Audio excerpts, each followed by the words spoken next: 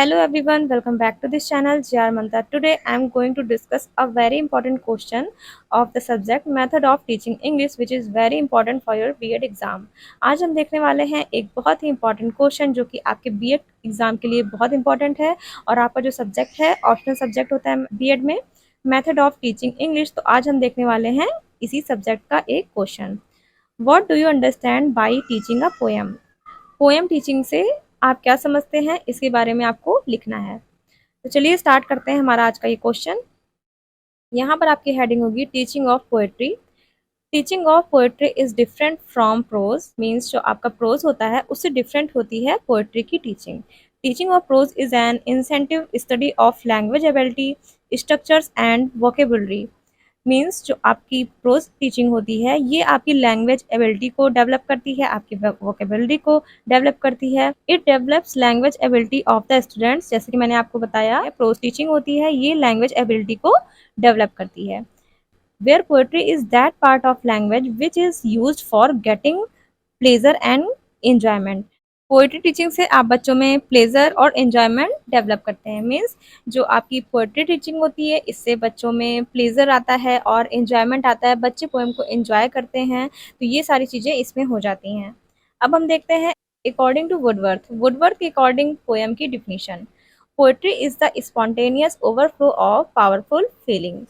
ये आपकी हो गई डेफिनेशन। आप कोई भी ऐसा टॉपिक लिख रहे हैं तो उसमें आप डेफिनेशन ज़रूर डालिएगा। इसमें क्या होता है, डेफिनेशन लिखने से आपकी जो कॉपी होती है वो अट्रैक्टिव दिखने लगती है, तो आप इसमें डेफिनेशन ज़रूर लिखेंगे। तो इसमें हम देखेंगे steps of teaching a poem. आप जब भी पोएम बच्चों को पढ़ाएंगे तो उसमें आपके क्या स्टेप्स होंगे ये हम यहाँ पर डिस्कस करेंगे। तो देखिए आपका सबसे पहले पॉइंट है प्रिपरेशन। आप सबसे पहले प्रिपरेशन करेंगे कि आप कौन सा पोएम पढ़ा रहे हैं, कौन सी पोएम आप बच्चों को पढ़ा रहे हैं, ये आप पोएम सेलेक्ट करेंगे। इसके बाद देखिए जब आप पढ़ाएंगे उसमें आप क्या करेंगे, जनरल एलिमेंट्स ऑफ एंट्रीज। आप एक बॉक्स बनाएंगे। जब भी आप लेसन प्लान पढ़ाएंगे तो आप क्या करेंगे, सबसे पहले जनरल एलिमेंट ऑफ एंट्रीज करेंगे। एंट्रीज में आपके क्या क्या आ जाएंगे, आप किस डेट को टीचिंग कर रहे हैं आपकी डेट आ जाएगी, किस क्लास में आप टीचिंग कर रहे हैं क्लास आ जाएगा। इसके बाद है आपका सेक्शन, किस क्लास का सेक्शन है आपका ये आप लिखेंगे। फिर आपका सब्जेक्ट आ जाएगा, सब्जेक्ट में आपका इंग्लिश होगा, फिर आपका सब सब्जेक्ट में होगा पोएट्री। इसके बाद है आपका टॉपिक, जो आपका टॉपिक होगा वो, फिर पीरियड एंड ड्यूरेशन आपका मेंशन होगा। इसमें आप लिखेंगे ड्यूरेशन आपकी 35 या 40 मिनट की क्लास होगी तो उसको आप एंट्री करते हैं। तो ये सारी चीज़ें आप एक्सप्लेन करके इस पॉइंट में लिख सकते हैं, ठीक है। इसके बाद देखिए आपका आता है जनरल एम्स। जनरल एम्स क्या होता है, आपके इंग्लिश टीचिंग से आप बच्चों में क्या क्या चीज़ें डेवलप करते हैं, इसे हम कहते हैं जनरल एम्स। तो जनरल एम्स में आपका क्या आ जाता है, to develop the students power of imagination.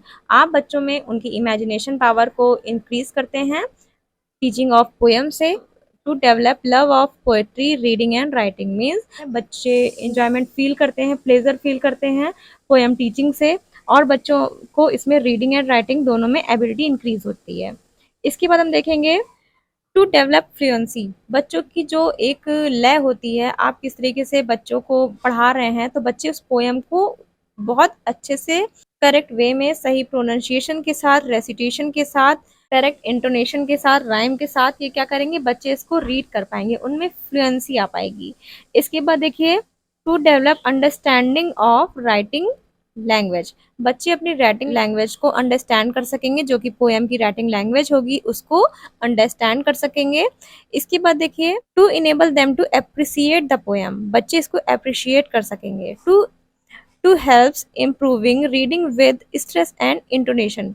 Stress और इंटोनेशन क्या होता है, जब भी आप पोएम रीड करते हैं तो आप कहीं कहीं क्या करते हैं, अपनी आवाज को तेज करते हैं, कहीं कहीं आप अपनी आवाज को लो पे करते हैं। तो ये क्या होता है, आपकी आवाज का जो उतार चढ़ाव होता है, आपकी रीडिंग का जो उतार चढ़ाव होता है, इसको हम कहते हैं स्ट्रेस एंड इंटोनेशन।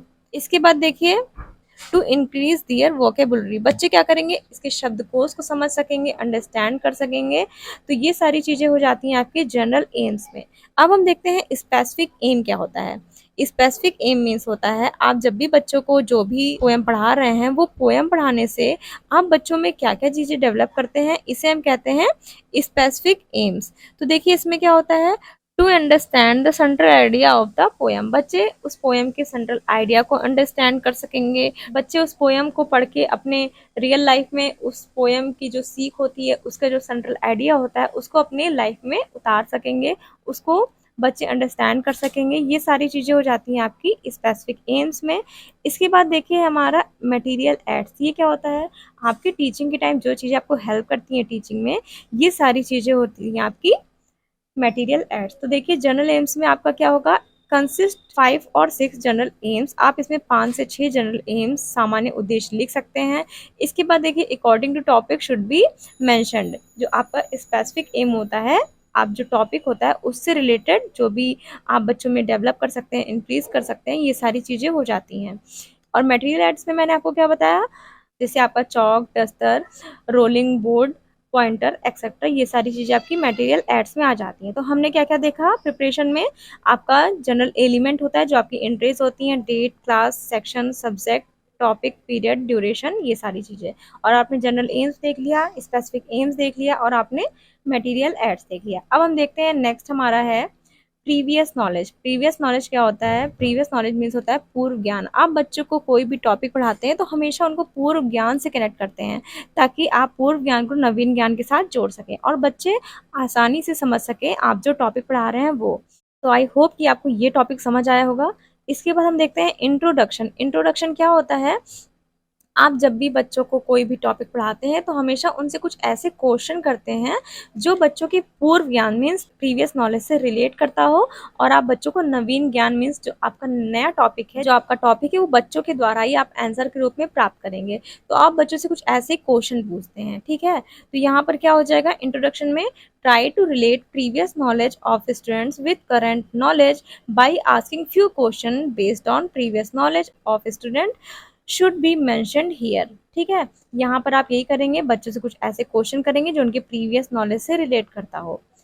अब आता है आपका statement of AIIMS. Statement of AIIMS क्या होता है, it should be presented in short, simple and clear language. आप बच्चों से कहेंगे, जब भी बच्चे आंसर करेंगे और आपका जब भी टॉपिक आ जाएगा तो यहाँ पर प्रॉब्लमेटिक आ जाता है, ठीक है।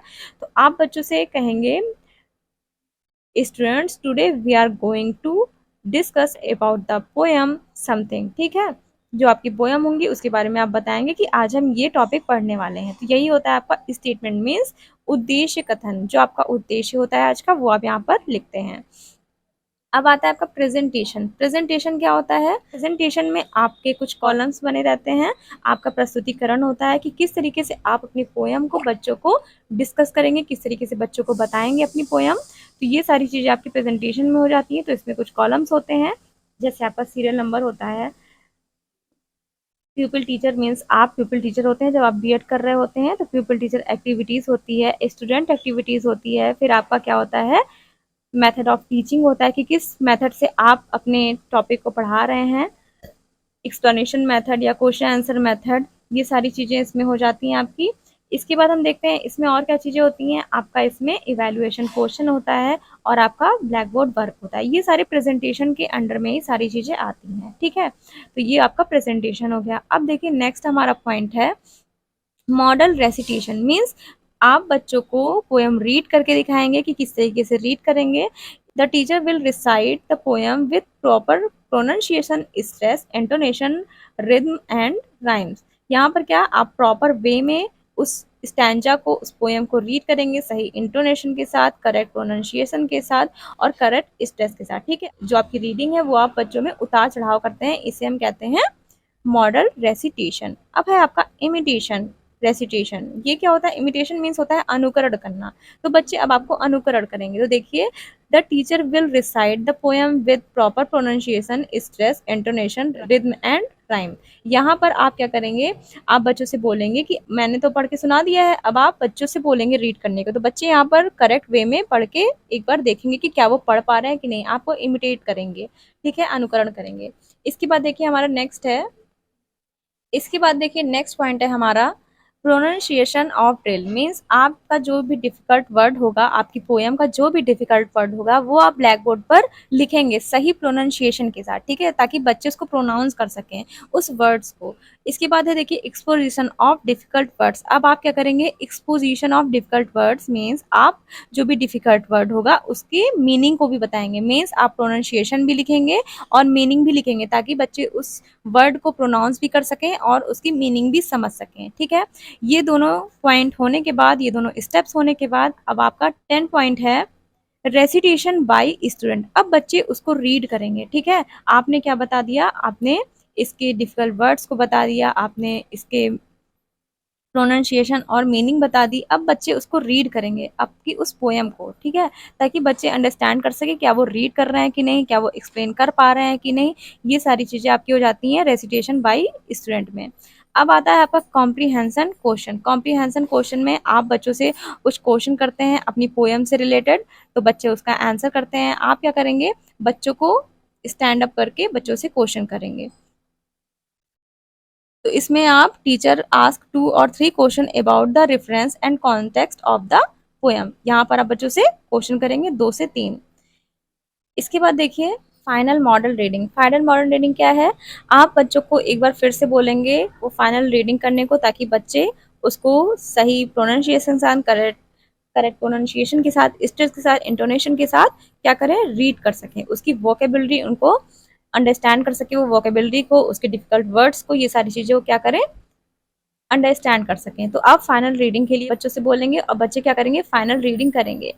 नेक्स्ट आपका आता है पॉइंट रिकैपिचुलेशन। मीन्स क्या होता है, आप बच्चों से फिर से कुछ क्वेश्चन करेंगे ताकि बच्चे को आप इवेलुएट कर सकें, बच्चे अंडरस्टैंड किए कि नहीं इस पोएम को।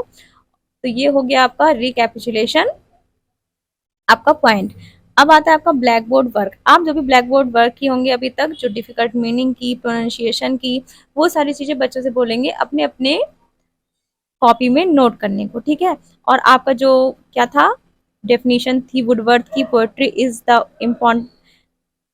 Is the spontaneous overflow of powerful feeling. तो ये क्या होगा, बच्चों से आप बोलेंगे नोट करने को। तो ये आपका ब्लैक बोर्ड वर्क हो जाता है।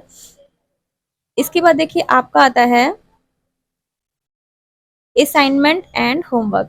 असाइनमेंट एंड होमवर्क में आप क्या करेंगे, the teacher will ask the student to do the following work at their homes. तो आपका पॉइंट क्या क्या होगा, to memorize the poem, to write the central idea of the poem. आप क्या करेंगे, बच्चों को कुछ होमवर्क दे देंगे, या फिर आप वर्ड मीनिंग दे देंगे लर्न करने को, या फिर आप सेंट्रल आइडिया लिखने को दे देंगे। तो ये आपके कुछ क्वेश्चन हो जाते हैं, ये आपके होमवर्क में हो जाएंगे। तो ये हो जाते हैं आपके कुछ पॉइंट्स। आई होप कि आप पॉइंट्स को अंडरस्टैंड किए होंगे, आपको समझ आया होगा कि क्या होता है ये टीचिंग ऑफ पोएम, और आप अपने एग्ज़ाम में बहुत ही अच्छे तरीके से इसे आप एक्सप्लेन कर सकते हैं। आई होप कि आपके लिए ये वीडियो बहुत हेल्पफुल हुआ होगा। तो अगर आपके लिए थोड़ा सा भी हेल्पफुल हुआ तो प्लीज़ आप लाइक करिएगा। एक बार मैं आपको दिखा देती हूँ, फिर से रिकॉल कर देती हूँ। देखिए ये आपका, देखिए ये आपका फर्स्ट पेज था।